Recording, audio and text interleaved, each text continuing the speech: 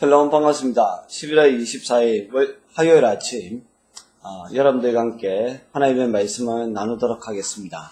오늘 함께 묵상의 말씀은 고린도후서 8장 9절에서 15절에 있는 말씀입니다. 우리 주 예수 그리스도의 은혜를 너희가 알거니와 부유하신 이로서 너희를 위하여 가난하게 되시면 그의 가난함으로 말미암아 너희를 부유하게 하려 하심이라. 이 일에 관하여 나의 뜻을 알려오니 이 일은 너희에게 유익함이라. 너희가 1년 전에 행하기를 먼저 시작할 뿐 아니라 원하기도 하였은즉 이제는 하던 일에 성취하지니 마음이 원하던 것 같이 완성하되 있는 대로 하라. 할 마음만 있으면 있는 대로 받으실 터이요 없는 것은 받지 아니하시리라. 이는 다른 사람들은 평안하게 하고 너희는 공고하게 하려는 것이 아니요 균등하게 하려 함이니 이제 너희의 넉넉한 것으로 그들의 부족한 것을 보충함은 후에 그들의 넉넉한 것으로 너희의 부족한 것을 보충하여 균등하게 하려 함이라. 기록된 같이 많이 거둔 자도 남지 아니하였고 적게 거둔 자도 모자라지 아니하였느니라. 아멘. 오늘은 하나님께서 우리에게 주시는 평균의 은혜에 관하여서 같이 나누도록 하겠습니다. 예수님의 마음을 오늘 그 9절에서 이야기합니다.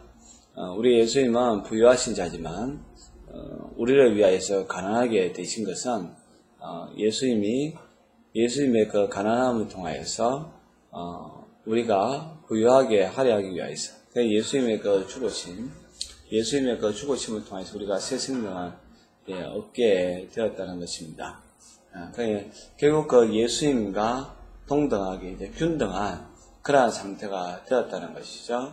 한 사람은 10개 가지고 있고 한 사람은 아무것도 없을 때에 그 10개 가지고 있는 사람이 5개를 줌으로 말미암아 이 사람도 5개, 이 사람도 5개 그렇게 이제 균등하게 된 것처럼 우리는 생명이 없는 사람들이었습니다.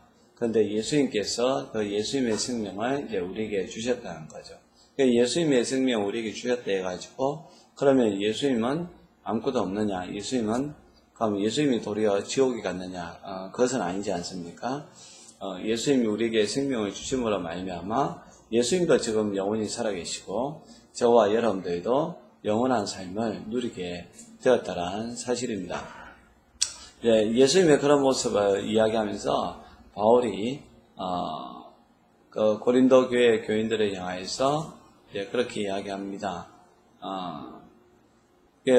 헌보, 거의 헌금, 그러한 것도 마찬가지라는 거죠. 이미 1년 전에 그러한 뜻을 가지고 있었는데 그때는 적극적으로 바울이 말을 하지 아니하였지만 오늘 본문 말씀에서는 11절에 보면 이제는 하던 일을 성취하였으니 마음에 원하던 같이 완성하되 있는 대로 하라. 12절에 더 나아가서 할 마음만 있으면 있는 대로 받으실 터이요 없는 것은 받지 아니하시리라 라는 말씀을 하고 있습니다. 바울은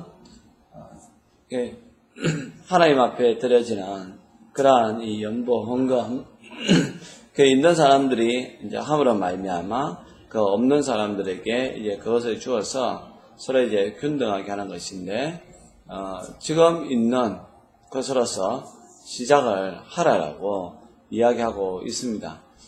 마음에 그 감동이 왔을 때에 그렇게 하라는 것이죠. 그러나 할 수 있을 때, 할 마음이 있을 때 하라는 겁니다. 없는 것으로는 우리 하나님 받지 아니하신다. 간혹 그 헌금을 이야기하다 보면 이제 잘못된 게 뭐냐면 하나님은 미리 받으신다 해가지고 심지어 대출을 받아서까지 헌금하는 그런 경우 있는데 여러분 그것은 옳지 않습니다. 하나님의 마음도 아닙니다. 여러분들이 있으면 있는 만큼 하시면 되고요. 없으면 안 하셔도 우리 하나님은 그 마음을 잘 알고 있습니다. 그래서 그 13절, 14절에 보면 구제한 건 뭐냐면 균등하게 해야 한다는 것이죠. 13절에 보니까 다른 사람들은 평안하게 하고 너희는 공고하게 하는 것이 아니요 균등하게 하려 함이니 내가 다른 사람을 도울 때에, 근데 내가 10개를 가지고 있습니다. 근데 어려운 사람이 있어서 그 사람에게 10개를 줘버리고 내가 또 이제 가난하게 되어 버린다는 것이죠. 그런 것은 옳지 않다는 것입니다. 14절에 있는 것처럼 너희의 넉넉한 것으로 그들의 부족한 것을 보충한 후에 또 그들의 넉넉한 것으로 너희의 부족한 것을 보충하여 균등하게 하려 함이라. 그래서 서로 윈윈, 내가 그 사람이 어려울 때 도와주고 또 그 사람이 또 내가 어려우면 도와주는 상호 보완적인 그런 관계가 되어야 한다는 것이죠. 그래서 그 15절에 보면 많이 거둔 자도 남지 아니했고 적게 거둔 자도 모자라지 아니하였느니라. 하나님의 그 방식은 뭐냐면 모든 사람들이 넉넉한 가운데, 모든 사람들이 이제 균등한 가운데에 살아간다는 거죠. 하나님께서 만나와 메추라기를 주셨을 때도 그날 먹을 양식만 챙기라 했고 많이 거둔 데 가지고 다음 날까지 먹을 수 있는 게 아니었습니다. 다음 날엔 그것이 다 썩어 버렸고, 그러나 또 6일째는 안식일까지 먹을 수 있는까지 준비할 수 있게끔 했고, 그날은 또 썩지 않게끔 했다는 것이죠. 그래서 모든 사람들이 다 균일하게 먹을 수 있게끔 한 것이 하나님의 방법입니다. 예수님도 기도 가운데에 일용할 양식을 우리에게 주옵시고 라고 했고, 아굴의 그 기도 가운데서도 우리를 부하게도 하지 마시고 가난하게도 하지 마시고 라는 기도가 있습니다.